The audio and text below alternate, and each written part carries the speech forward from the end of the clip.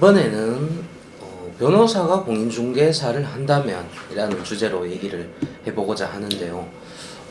배 변호사도 알다시피 우리 법인은 이미 트러스트 중개 법인이라는 주식회사를 설립해둔 상태입니다. 네, 그렇죠. 중개 사업을 하고자 하는데, 사실 이걸 알아보니까 아직 변호사 자격증으로 공인중개업을 하지 못하게 돼 있어요.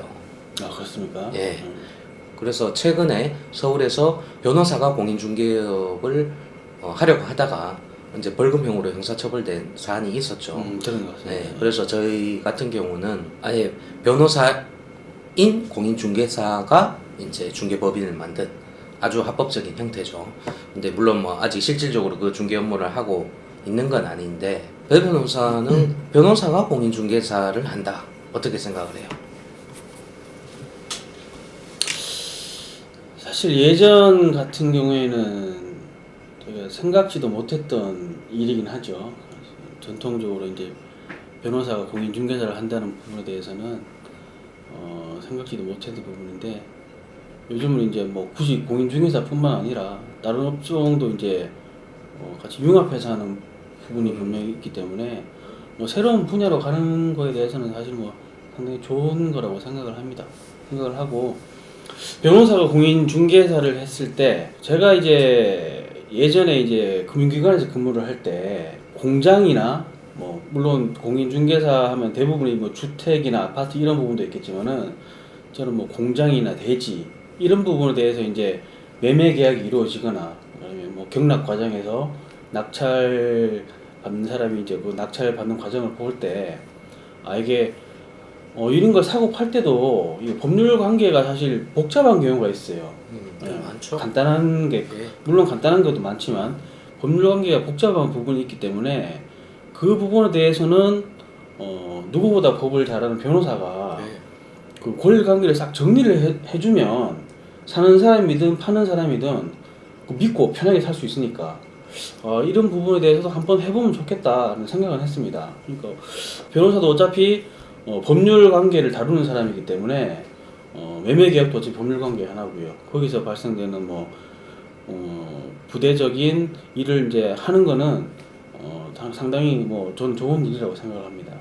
네, 저도 사실 부동산 관련 소송을 많이 하지만 실제로 중개 단계에서 문제가 생겨서 권리 분석이 잘못되거나 또는 임대인이나 임차인의 의사를 정확히 확인하지 못하고 결국 중개를 하는 바람에 관련된 소송을 변호사가 많이 맡아서 하게 되잖아요. 그렇죠. 그러면 사실 변호사가 가장 잘할 수 있는 것이 계약이라고 생각을 하거든요. 그렇죠.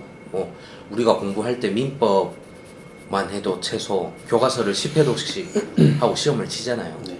그래서 그런 부분도 있고, 저도 실제로 업무를 해보면 계약은 변호사가 가장 잘한다라고 생각을 하고, 그래서 제 개인적인 생각은 공인중개업이라는 어떤 직업의 본질은 계약서 작성이 아니라 결국에는 어떤 공장이나 아파트 또는 부동산을 실제 매물로 갖고 있으면서 매수인을 찾아서 가격 협상을 하는 그 정도의 단계라고 생각을 합니다.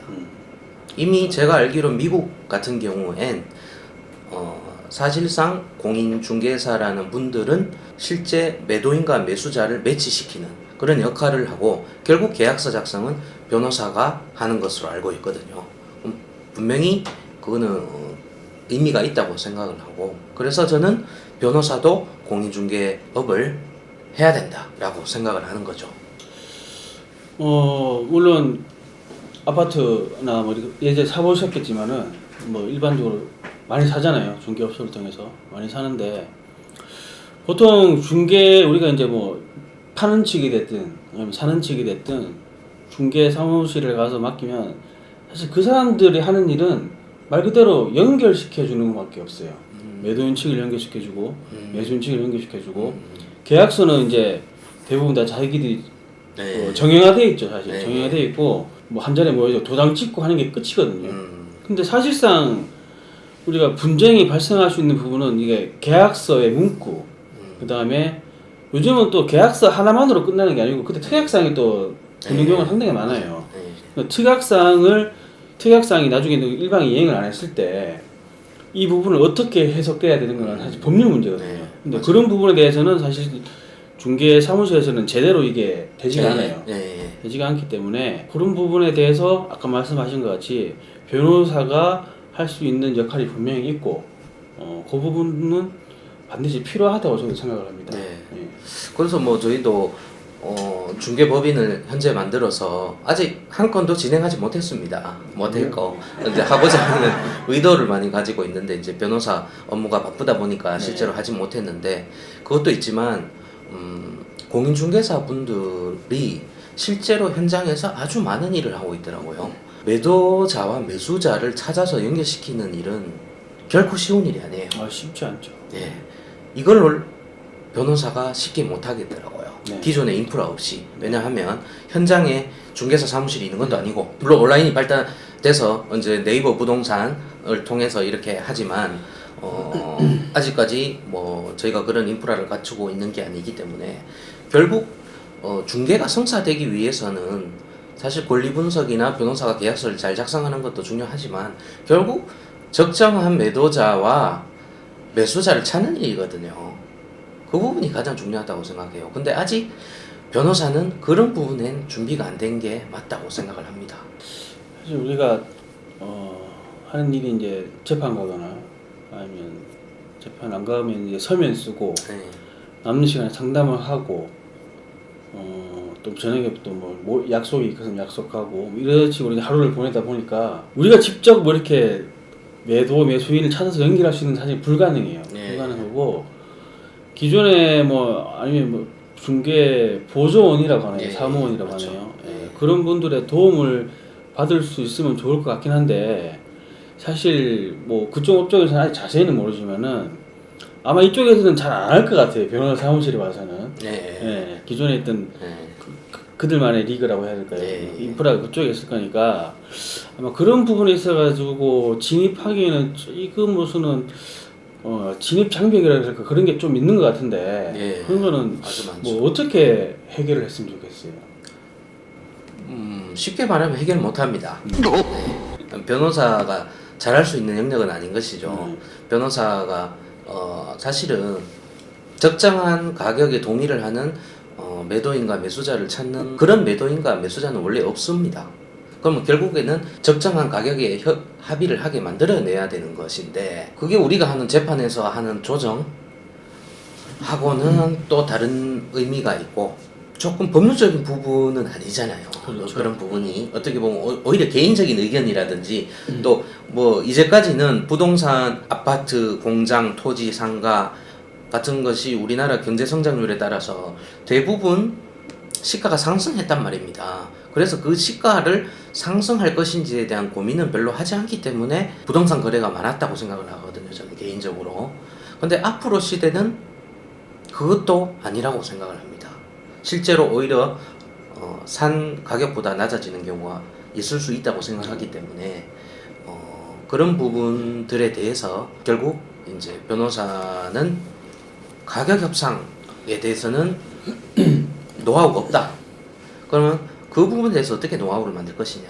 뭐 중개 보조원을 통하든 어떻든 간에 결국 변호사가 결정을 해야 되는 일이잖아요. 그러면 그 부분이 결국엔 변호사가 강점이 되지 않을까 그렇게 생각을 하거든요.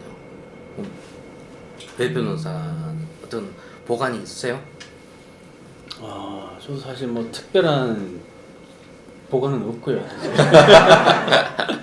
회사가 뭐 일단은 있기는 한데 저희 회사에서 아직 뭐 하나도 성사시킨 적은 없어요. 앞으로 이제 야심차게 좀 해보겠다고 이렇게 생각은 하고 있는데 저도 뭐 이런 부분에 대한 경험도 전혀 없고 사실 뭐 누가 가르쳐 주는 사람도 없고 배울 수 있는 부분도 없다 보니까 아직까지 이런 부분에 대해서는 뭐 특별하게 방법을 사실 찾지는 못한 상황인 것 같아요. 그래서 제가 뭐 아직 실행하지는 않았지만 사실 아파트 거래의 경우에는 권리 관계가 복잡한 물건들보다는 훨씬 그 계약을 하는 게 쉽잖아요. 그렇죠. 실제로. 네. 그래서 아파트 같은 경우에는 중개 수수료를 99만 원으로 책정해서 일률적으로 아파트 시가와 관계없이 하는 게 어떨까? 그러면 또 변호사다 보니 이전 등기를 하는 부분도 다 일괄 서비스로 해서 그런 생각을 가지고 있습니다. 혹시 이거에 대해서는 어떻게 생각하세요? 사실 정형적인 부분이라서 아파트, 특히 아파트 같은 네. 경우에는 대략적인 시가가 사실 다 나와 있고요. 네. 매도인 매수인 조정하는 것도 사실 뭐 500만 원, 1000만 원 네. 그 정도 차이에서 네. 이루어지기 때문에 크게 뭐 노력을 기울일 수 있는 부분은 아닌 것 같아요. 그렇기 네. 때문에 수수료 부분도 사실 좀 우리도 이제 집 살 때 돈 많이 내잖아요. 네. 팔 때도 그렇고 많이 그렇죠. 비싸다는 그렇죠. 사실 비싸다는 생각을 많이 그렇죠. 해요. 많이 그렇죠. 하기 때문에 99만 원 중개 수수료 뭐 괜찮은 생각이 같고요. 네. 근데 한 가지 염려되는 건 이제 기존에 해오셨던 분들, 네. 예. 그분들은 어쨌든 이제 시가에 따라서 받아오셨고, 그다음에 뭐 이전 등기 하는 부분도 이제 보통 중개사 사무실에 거래하는 법무사님들이 다 계시거든요. 그분이 또 그렇죠. 영역이 있는 부분이라 네. 가지고 사실 좀 예민한 문제이긴 한데 네. 정형적인 부분이기 때문에 사실 99만 원 중개 수수료도 괜찮은 거 저는 괜찮은 생각이라고 합니다. 네. 그게 제가 실제로 알아보니까 현장에 이제 중개 사무실이 없으면 아무래도 매물을 가지기에는 힘든 사정이 있더라고요. 아무래도 그 매도인이 어디를 찾아서 뭐 매물을 등록할지도 모르는 문제고, 그러면 결국에는 실제로는 중개사들끼리 만나서 공동 중개를 하는 경우가 많더라고요. 네, 많죠. 한쪽은 매도인을 대리하고 한쪽은 매수인을 대리하고, 그래서 어차피 공동 중개가 아닌 단독으로 양쪽을 다 중개를 해서 수수료를 받겠다는 거는 욕심 같고, 또 기존의 중개사분들의 역할이 있으니까 그런 분들을 하지만 주로 매수를 하고자 하는 분들이 변호사 대리를 통해서, 변호사가 아니죠. 네.